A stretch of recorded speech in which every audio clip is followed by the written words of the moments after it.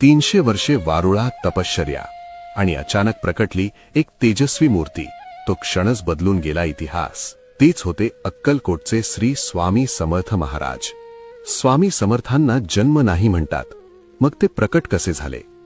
हा प्रश्न आजही लाखो भक्तांच्या मनात आहे.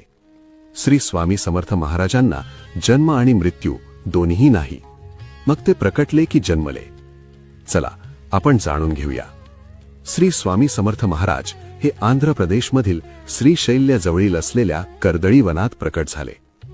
1459 साली श्री नृसिंह सरस्वती स्वामी महाराज यांनी आपला कार्यकाळ संपवून गाणगापूरचे निर्गुण पादुका स्थापन केल्या व त्यानंतर श्रीशैल्य यात्रेचे निमित्त साधून ते कर्दळी वनात अदृश्य झाले.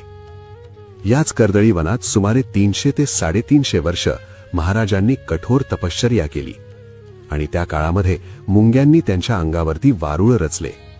एक लाकूड तोडत असताना त्याची कुऱ्हाड वारुळावरती पडली आणि त्या वारुळातून रक्त वाहू लागले आणि बघताक्षणी त्या वारुळातून आजान भाऊ तेजस्वी मूर्ती प्रकट झाली आणि तेच होते आपले अक्कलकोटचे श्री स्वामी समर्थ महाराज. आणि त्याच दिवसाला आपण प्रकट दिन म्हणून साजरा करतो. नंतर ते काशी, प्रयाग असे भ्रमण करत ते उत्तरेकडून दक्षिणेस आले. 1856 मध्ये स्वामी समर्थ यांनी अक्कलकोटमध्ये प्रवेश केला आणि सगळ्यात आधी ते याच खंडोबा मंदिरामध्ये थांबले होते.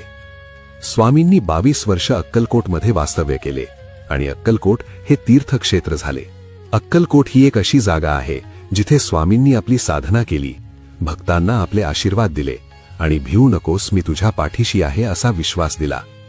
तुम्हाला कधीही वेळ मिळाला तर नक्की एकदा अक्कलकोटला भेट द्या, कारण स्वामींच्या दर्शनाच्या वेळी एक वेगळीच आध्यात्मिक ऊर्जा जाणवते. ती मी तुम्हाला शब्दात सांगू शकत नाही.